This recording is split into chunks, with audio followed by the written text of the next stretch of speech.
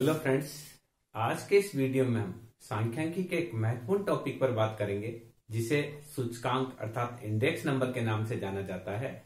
और यह इतना इम्पोर्टेंट है कि इसे आर्थिक बैरोमीटर के रूप में भी जाना जाता है। अर्थात कोई भी आर्थिक गतिविधि हो, सरकार का कोई भी आर्थिक नीति निर्धारण हो, उसमें सामान्य रूप से सूचकांक बहुत ही इम्पोर्टेंट रोल प्ले करता है। इस दृष्टि से हम कह सकते हैं कि सूचकांक बहुत इम्पोर्टेंट है। हम इस वीडियो में सूचकांक की महत्व के बारे में भी जानकारी प्राप्त करेंगे। सबसे पहले हम ये जानते हैं कि सूचकांक कहा किसे जाता है। तो दो या दो से अधिक परिस्थितियों में जो चर मूल्यों में जो परिवर्तन होता है, उस परिवर्तन के माप की प्रक्रिया को ही सूचकांक की संज्ञा दी जाती है। अर्थात मान लीजिए हमको दो स्थिति की आपस में तुलना करनी है, तो हम देखेंगे कि दोनों स्थितियों में प्रतिशत परिवर्तन कितना हुआ है, उस आधार पर हम सूचकांक की गणना कर सकते हैं। जैसे सरकार के द्वारा थोक मूल्य सूचकांक की आपने बात सुनी होगी, उपभोक्ता मूल्य सूचकांक की बात सुनी होगी, जीवन निर्वाह मूल्य सूचकांक की बात सुनी होगी। तो ये सूचकांक है क्या? सामान्य रूप से क्या होता है कि अगर मान लीजिए सभी आर्थिक चीजों में मान लीजिए 10% का ही परिवर्तन हो, तो फिर ऐसी स्थिति में हमको सूचकांक की ज्ञात करने की जरूरत नहीं है। पर होता क्या है कि अगर मान लीजिए हम उपभोक्ता मूल्य सूचकांक बना रहे हैं, तो कुछ उपभोक्ता वस्तुएं महंगी हो जाती है, कुछ सस्ती हो जाती है। जैसे मान लीजिए चीनी 25% महंगी हो गई, घी 30% महंगा हो गया, आटा 15% महंगा हो गया, खाद्य तेल 20% महंगा हो गया, और कुछ वस्तुएं सस्ती भी हो जाती है। जैसे मान लीजिए नमक है पहले की तुलना में सस्ता हो गया, काली मिर्च पहले की तुलना में सस्ती हो गई, इलायची पहले की तुलना में सस्ती हो गई। तो इन सभी चीजों का सब में एक तो समान मात्रा में परिवर्तन नहीं होता है, परिवर्तन डिफरेंट होता है। तो टोटल ओवरऑल क्रय शक्ति में कितना परिवर्तन हुआ है, अगर इसकी हमको जानकारी प्राप्त करनी है तो हम क्या करेंगे, औसतों का प्रयोग करते हुए सभी परिवर्तन है उनको प्रतिशत में व्यक्त करेंगे। फिर औसतों का प्रयोग करते हुए एक नंबर निकालेंगे जो ये बताएगा कि टोटल परिवर्तन कितना हुआ है। तो इस प्रकार के नंबर को सूचकांक की संज्ञा दी जाती है। सरकार के द्वारा अगर दो आर्थिक स्थितियों की तुलना करनी हो, दो देशों की आपस में तुलना करनी हो, किसी एक समय से दूसरे समय की आपस में तुलना करनी हो, तो भी सूचकांक कार्य काम में आता है। सरकार के द्वारा कितना वेतन वृद्धि करनी है, न्यूनतम समर्थन मूल्य कितना बढ़ाना है, कर्मचारियों का डीए कितना बढ़ाया जाना है, ये सब कुछ जो है वो पूरी तरह से सूचकांक पर ही आधारित होता है। इस कारण से ये सूचकांक जो है बहुत ही इंपॉर्टेंट टॉपिक है। अब बात यह आती है कि सूचकांक स्टार्ट कब से हुआ। तो सबसे पहले अगर हम बात करें तो जो सूचकांक है वो कार्लो नाम के एक इकोनॉमिस्ट हुए हैं। उन्होंने शराब के मूल्य और अनाज के मूल्य में कितना परिवर्तन वर्ष दर वर्ष हो रहा है, इसकी गणना करने के लिए 1764 में प्रयास किया था। तो सूचकांक तब से ही प्रारंभ माना जाता है, यानी जो कार्लो है उन्होंने सूचकांक को प्रारंभ किया।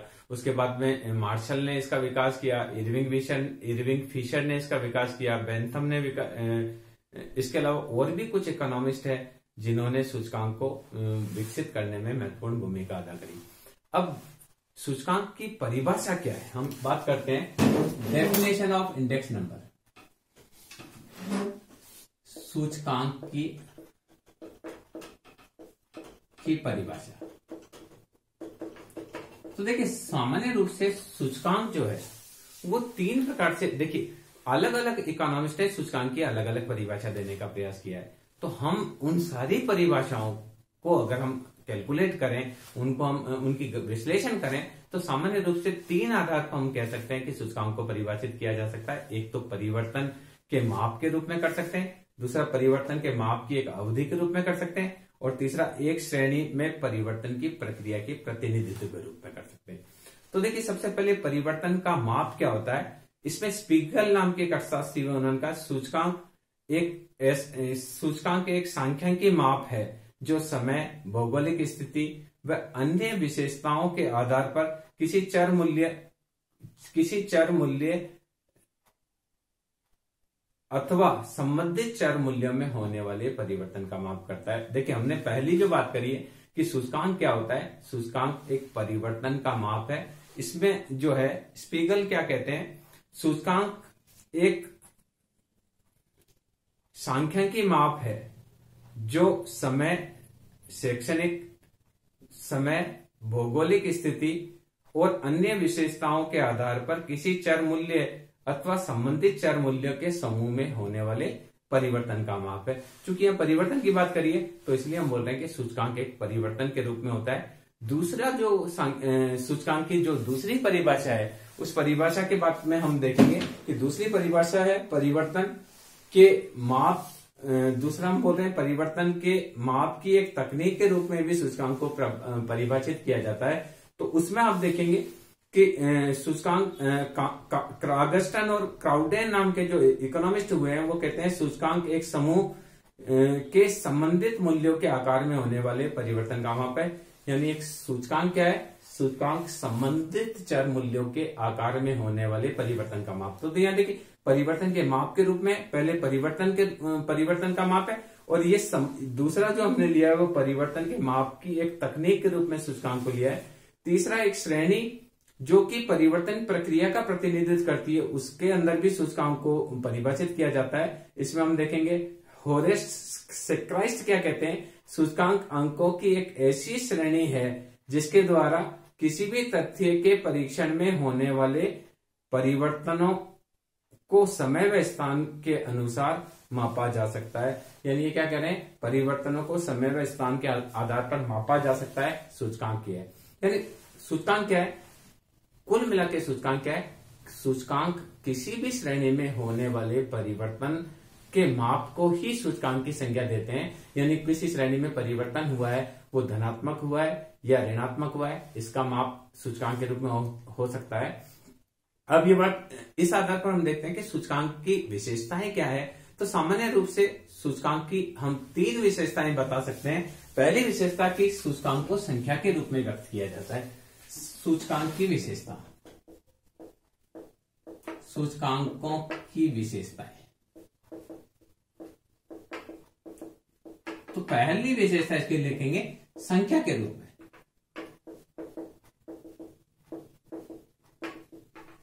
तो देखिए, हम कहते हैं कि उपभोक्ता मूल्य सूचकांक 127 हो गया, यानी 27% बढ़ गया। मान लीजिए आधार वर्ष है 2017 और यानी 2017 में 100 था और 2021 में ये 127 हो गया। तो हम ये कहेंगे कि 2017 की तुलना में 2021 में जो है वो क्या हो गया है, वो 2017 की तुलना में 2021 में जो मूल्य है वो कितने परसेंट बढ़ गए? 27% बढ़ गए। अब इस 27% बढ़ने का मतलब ये नहीं है कि हर वस्तु का मूल्य 27 बढ़ गया। कुछ वस्तुएं ऐसी होगी जिनका 50% मूल्य बढ़ गया होगा, कुछ वस्तुएं होगी जिसका 10% ही बढ़ा होगा, कुछ वस्तुएं ऐसी होगी जिसका 2% ही बढ़ा होगा, कुछ वस्तुएं ऐसी होगी जो पहले से मूल्य कम हो गया होगा। पर ओवरऑल जो औसत है वो औसत क्या बताता है कि 100 से ये 127 हो गया, यानी ओवरऑल वस्तुओं की कीमतों में 27% की वृद्धि हुई। तो सबसे पहली चीज क्या है सूचकांक की, सूचकांक संख्या के रूप में व्यक्त किए जाते हैं। सूचकांक कोई कथन के रूप में नहीं होते हैं। जब भी हम सूचकांक की बात करते हैं तो एक संख्या हमारे सामने आती है। हम बोलेंगे कि खाद्य मूल्य सूचकांक इतना बढ़ गया, उपभोक्ता मूल्य सूचकांक ये बढ़ गया, जीवन निर्वाह सूचकांक इतना % बढ़ गया। तो वो सारी की सारी जो सूचकांक होता है वो संख्या के रूप में व्यक्त किया जाता है। दूसरा, सूचकांक में विशेष प्रकार के माध्यों का प्रयोग किया जाता है। दूसरी इसकी विशेषता क्या है? विशेष प्रकार के माध्य।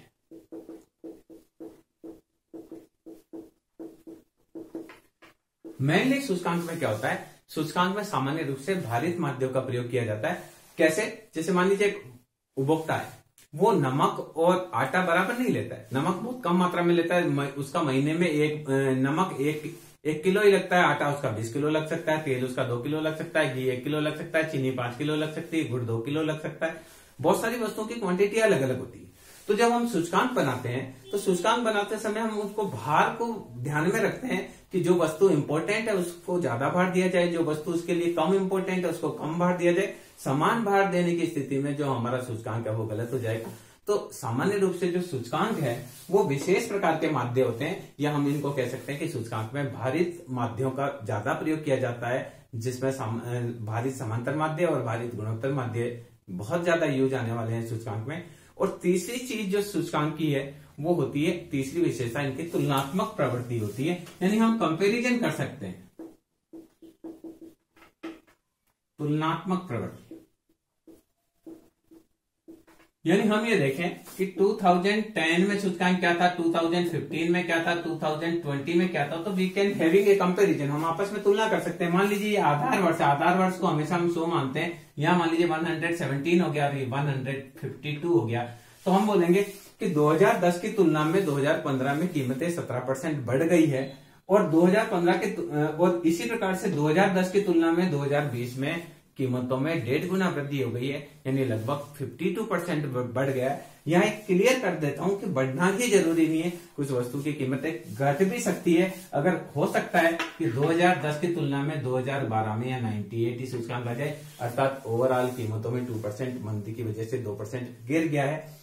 कहने का तात्पर्य क्या है, सूचकांक में तुलनात्मक प्रवृत्ति होती है, यानी एक वर्ष की हम दूसरे वर्ष से तुलना कर सकते हैं, एक देश की दूसरे देश से तुलना कर सकते हैं। जैसे मान लीजिए भारत है, भारत में थोक मूल्य सूचकांक 20% बढ़ा, यानी 120 हो गया, और पाकिस्तान में जो है कीमतों का जो सूचकांक है वो 152 यानी 52% बढ़ा है, और यहाँ 20% बढ़ा है। तो हम ये कह सकते हैं कि भारत की तुलना में पाकिस्तान में मूल्य वृद्धि बहुत अधिक हो रही है, तो इसका मतलब है पाकिस्तान की जनसंख्या को, पाकिस्तान में रहने वाले लोगों को ज्यादा परेशानी का सामना करना पड़ रहा है। तो सामान्य रूप से जो सूचकांक की विशेषता है, हम कह सकते हैं सूचकांक को संख्या के रूप में व्यक्त किया जा सकता है, सूचकांक विशेष रूप प्रकार के माध्य होते हैं, और तीसरा ये तुलनात्मक रूप से इनकी प्रकृति होती है। We can having the comparison of the index number. अब ये बात आते हैं कि सूचकांक का जो प्रयोग है, सूचकांक के क्या क्या उपयोग है, तो हम यहाँ उपयोग की बात करते हैं, सूचकांक के क्या क्या उपयोग है। अब हम बात करते हैं सूचकांक के उपयोग के बारे में। सामान्य रूप से बहुत सारी परीक्षाओं में अगर सूचकांक से मैथमेटिकल प्रश्न के रूप में दिया जाता है तो उपभोक्ता मूल्य सूचकांक की बात की पूछा जाता है, या फिशर का आदर्श सूचकांक के बारे में पूछा जाता है। पर अगर इस चैप्टर से थ्योरी के रूप में कोई प्रश्न पूछा जाता है तो अधिकतर प्रश्न पूछा जाता है सूचकांक आर्थिक बैरोमीटर है, स्पष्ट कीजिए। जिस प्रकार से भौतिक विज्ञान में बैरोमीटर का काम है, तापमान को कितना तापमान चढ़ा है, कितना तापमान कम हुआ है, अधिकतम कितना रहा है, न्यूनतम कितना रहा, उसी प्रकार से आर्थिक गतिविधियों को नापने का जो बैरोमीटर है वो सूचकांक के रूप में माना जाता है। यानी सूचकांक के इतने अधिक उपयोग हैं कि सूचकांक को आर्थिक बैरोमीटर कहा जाता है। यानी सूचकांक के माध्यम से हम पता कर सकते हैं कि फ्यूचर में क्या होने वाला है, वर्तमान में क्या चल रहा है, मिनिमम न्यूनतम कितना हुआ है, अधिकतम कितना हुआ है। तो अगर ये प्रश्न पूछा जाए कि सूचकांक आर्थिक बैरोमीटर है, तो इसमें आपके सूचकांक के उपयोग के बारे में लिखना है। समय बचाने की दृष्टि से मैंने सूचकांक के उपयोग बोर्ड पर लिख दिए हैं ताकि हमको बार बार लिखने में समय खराब नहीं हो। तो हम बात करते हैं सूचकांक की। सबसे पहला, सूचकांक कठिन तथ्य को सरल बनाता है। बहुत सारी ऐसी चीजें होती है जो सामान्य रूप से समझ में नहीं आती है, बहुत सूक्ष्म परिवर्तन होते हैं या बहुत अधिक परिवर्तन होते हैं, तो उसको हम समझ नहीं पाते हैं। पर सूचकांक के माध्यम से आसानी से हम समझ सकते हैं कि किसी समय मान लीजिए 2015 है, इसमें सूचकांक है मान लीजिए 200, और 2021 में सूचकांक हो गया 240, तो हम बोल सकते हैं कि जो परिवर्तन हुआ है वो परिवर्तन हुआ है 20% का।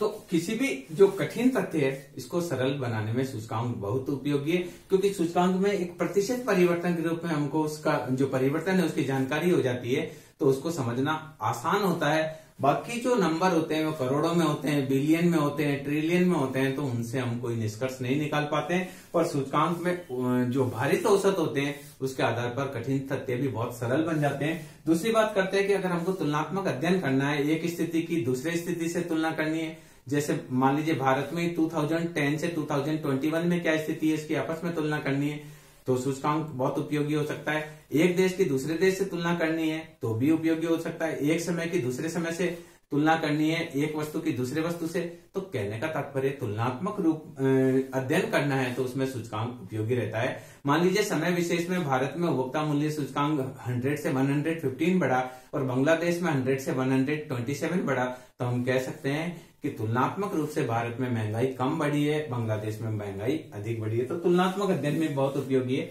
तीसरी चीज हम देखते हैं कि सूचकांक के माध्यम से किस वस्तु के मूल्य में कितना प्रतिशत परिवर्तन हुआ, कितना परिवर्तन हुआ और फ्यूचर में क्या होने की आशा है, इस मूल्य परिवर्तन का अध्ययन भी सूचकांक के माध्यम से किया जा सकता है। सूचकांक जो है वो पूरा ओवरऑल जो परिवर्तन है, थोक मूल्य सूचकांक देखेंगे तो जो वस्तुओं के थोक मूल्य में क्या परिवर्तन हो रहा है उसको बताते हैं। उपभोक्ता मूल्य सूचकांक का अध्ययन करते हैं तो उपभोक्ताओं के द्वारा जो वस्तुएं खरीदी जाती है उनके मूल्य में कितना प्रतिशत परिवर्तन हुआ उसको बताता है। तो मूल्य परिवर्तन की जानकारी हमें सूचकांक के माध्यम से मिलती है, और जब हमको मूल्य परिवर्तन की या जो रेटों में कितना चेंज हुआ उसकी जानकारी हो जाती है तो हमारे लिए घर का बजट बनाना भी आसान होता है। इसी प्रकार से सरकार को नीति निर्धारण करना भी आसान होता है। तो अगली बात देखिए, ये सूचकांक एक भावी प्रवृत्ति को भी अंकित करता है। मान लीजिए एक सूचकांक है वो 2010 में है, 2011 में है, 2012 में है, या 100 से 102 हुआ या 105 हुआ, 2013 में 110 हो गया,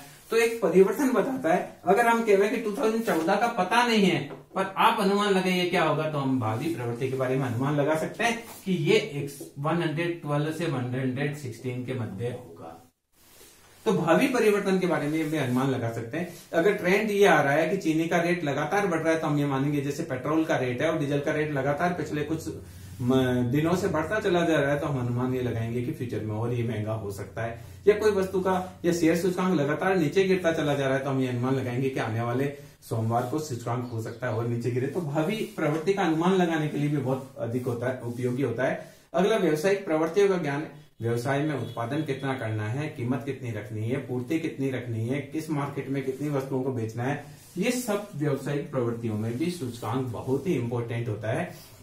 इंडेक्स नंबर के आधार पर एक व्यवसायी ये निर्णय लेता है कि मुझे कितना प्रोडक्शन करना है और क्या रेट रखनी है, मेरी कॉस्टिंग क्या आ रही है और क्या रेट रखनी है, प्रॉफिट कितना कमाना है, मेरे कॉम्पिटिटिव जो दूसरी कंपनियां हैं उनका क्या स्थिति है। तो ये सारी की सारी चीजों पर भी सूचकांक बहुत इंपॉर्टेंट है। यानी व्यवसाय के अंदर बिना सूचकांक के एक व्यवसायी डिसीजन नहीं ले सकता है। इसी प्रकार से जो राष्ट्रीय प्रवृत्ति क्या स्थिति है और अंतर्राष्ट्रीय लेवल पर क्या स्थितियां चल रही है उसके बारे में भी हम अनुमान लगा सकते हैं। जैसे हम मंदी की बात करते हैं तो अंतर्राष्ट्रीय लेवल पर मंदी क्या है और भारत में मंदी की स्थिति क्या है, क्या भारत की मंदी अंतर्राष्ट्रीय स्तर पर जो चल रही है मंदी उसकी तुलना में स्थिति हमारी ठीक है या उनसे ज्यादा खराब है, या तो इस आपस में जो अंतर्राष्ट्रीय लेवल की जो प्रवृत्ति हैं इनकी भी जानकारी हो जाती है और इनकी जानकारी के आधार पर सरकार के द्वारा जो नीति निर्धारण है वो भी हो जाता है। जैसे अभी कोरोना काल चल रहा था, कोरोना के मध्य में हम ओवरऑल डाटा का विश्लेषण कर रहे थे कि यूरोप में कोरोना की क्या स्थिति है, अमेरिका में क्या स्थिति है, ब्राजील में क्या स्थिति है, भारत में क्या स्थिति है, पाकिस्तान में क्या स्थिति है, चाइना में क्या स्थिति है, और उस आधार पर सरकार के द्वारा कितना लॉकडाउन किया जाना है, कब किया जाना है, कितने समय के लिए किया जाना है, किस प्रकार का लॉकडाउन किया जाना है, ये सारी चीजें राष्ट्रीय व अंतर्राष्ट्रीय प्रवृत्तियों का तुलनात्मक अध्ययन करके उसके बारे में सरकार के द्वारा डिसीजन लिया जाता था। तो ये सारी चीजों में भी सूचकांक बहुत इंपॉर्टेंट भूमिका अदा करता है, क्योंकि सूचकांक एक औसत परिवर्तन की दर को बता देता है और साथ में भारित औसत के माध्यम से ओवरऑल परिवर्तन को सूचकांक बताता है, तो वहां वो नीति निर्धारण में सहयोग होता है। इसी प्रकार से देखिए प्रबंधन की है, किसी मैनेजमेंट करना है किसी फैक्ट्री का, तो वहां पर भी एक प्रबंधक को किस सेक्टर में कितना बजट देना है, कितना उत्पादन किया जाना है, कच्चा माल किस फर्म से कितना लिया जाना है, पैकिंग मटेरियल किस प्रकार का होना है, सारे के सारे जो प्रबंधक है मैनेजमेंट के डिसीजन है उसमें सूचकांक बहुत बड़ी भूमिका अदा करता है। अगर मैनेजमेंट को ये लग रहा है कि प्रतिवर्ष हमारी ग्रोथ 10 से 12% है तो अगले साल वो उत्पादन में भी 10 से 12% वृद्धि का रुख रखेगा। अगर उनको लग रहा है कि हमारी फैक्ट्री का ग्रोथ 5% प्रतिवर्ष ही बढ़ रहा है तो उस हिसाब से वह नए संसाधन भी 5% एक्स्ट्रा उत्पादन करने की दृष्टि से जुटा पाएगा। तो प्रबंधन व नियंत्रण में भी सूचकांक बहुत उपयोगी है। इसके अलावा जो सरकार के द्वारा नीति निर्धारण किए जाते हैं, सरकार के द्वारा ये देखा जाता है कि हमको कर्मचारियों को कितना वेतन देना है, कितना हमको महंगाई भत्ते की बढ़ाना है, कितना इनका डीए बढ़ाना है, इन सारी नीति का निर्धारण करने में भी सरकार को भी सूचकांक बहुत उपयोगी होते हैं। सरकार को न्यूनतम मजदूरी क्या निर्धारित करनी है, मिनिमम सपोर्ट प्राइस प्रोडक्ट की क्या देनी है, और इसके अलावा सरकार की जो भी बजट बनाया जाता है उसमें जो नीति निर्धारण होता है वो सारा का बहुत सारी चीजें सूचकांक पर आधारित होती है। तो हम इसी वजह से कहते हैं कि सूचकांक एक आर्थिक बैरोमीटर की बात ही होता है जो कदम कदम पर हमको इंगित करता है कब हमारी इकोनॉमी ऊपर जा रही है, कब नीचे जा रही है। इस प्रकार से एक वायु मापक की तरह ही सूचकांक आर्थिक गतिविधियों में कार्य करता है। इसके अलावा देखिए वेतन है, महंगाई भत्ता है आदि का निश्चित करना, ये नीति निर्धारण से ही रिलेटेड है कि सरकार को किस एरिया में कितना वेतन वृद्धि देनी है, कितना डीए बढ़ाना है, कितना महंगाई भत्ते की घोषणा करनी है, तो सरकार देखती है कि थोक मूल्य सूचकांक या उपभोक्ता मूल्य सूचकांक में कितने % परिवर्तन हुआ, उससे वह महंगाई भत्ते की किस्त को निर्धारित करती है। तो कर्मचारियों का वेतन कितना दिया जाना है, न्यूनतम मजदूरी कुशल मजदूर को कितनी देनी है, अकुशल मजदूर को कितनी देनी है, अर्धकुशल को कितनी देनी है। इसी प्रकार से मिनिमम सपोर्ट प्राइस में गेहूं का मूल्य क्या रखना है, धान का क्या रखना है, दालों का क्या रखना है, ये सारे के सारे जो डिसीजन है वो सारे सूचकांक पर ही आधारित होते हैं। इसके अलावा राष्ट्रीय आय में कितना परिवर्तन हुआ, राष्ट्रीय आय जो सकल राष्ट्रीय आय है, सकल घरेलू आय है, वो पिछले वर्ष की तुलना में कितना परिवर्तन हुआ, और उसमें कितना परिवर्तन तो हमारा महंगाई की वजह से हुआ और कितना रियल प्रोडक्शन की वजह से हुआ, इन सब का कैलकुलेशन करना है। तो वहां पर भी सूचकांक उपयोगी होता है। कई बार क्या होता है कि राष्ट्रीय आय तो बढ़ जाती है क्योंकि वस्तुओं की मूल्य बढ़ जाते हैं, पर वास्तव में उत्पादन बढ़ा या नहीं बना, तो इसके लिए हम वास्तविक राष्ट्रीय आय निकालते हैं और जीएनपी डिफ्लेटर का प्रयोग करते हैं। तो वहां पर भी हमको सूचकांक बहुत ही अधिक उपयोगी होते हैं। इसके अलावा जन सामान्य के लिए भी सूचकांक बहुत उपयोगी है। सरकार जो काम कर रही है वो किस प्रकार से कर रही है, तो सरकार जो जन सामान्य है वो सूचकांक के आधार पर एनालिसिस कर सकते हैं कि सरकार के कार्यकाल में इतनी महंगाई बढ़ गई है, इतना पेट्रोल बढ़ गया, इतना डीजल का मूल्य बढ़ गया, इतना खाद्य तेल का मूल्य बढ़ गया,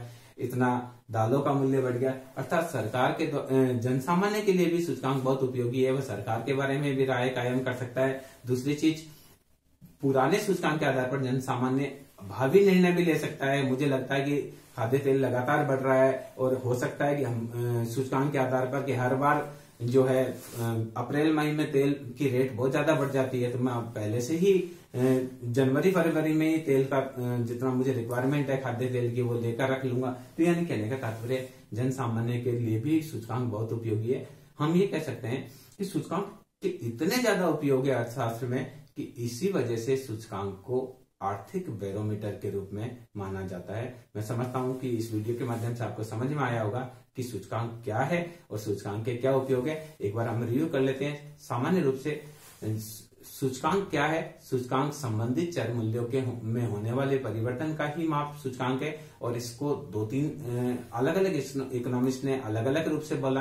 किसी ने परिवर्तन के माप के रूप में बोला, किसी ने परिवर्तन के माप की इकाई के रूप में बोला, किसी ने और आधार पर कहा। तो ये है और सूचकांक के उपयोग है। इसके माध्यम से हम सूचकांक के बारे में जानकारी प्राप्त कर सकते हैं। सेकंड वीडियो में हम सूचकांक की सीमाओं की चर्चा करेंगे और फिर अलग अलग वीडियो में हम अलग अलग सूचकांक निकालने के तरीकों के बारे में बात करेंगे। Thank you.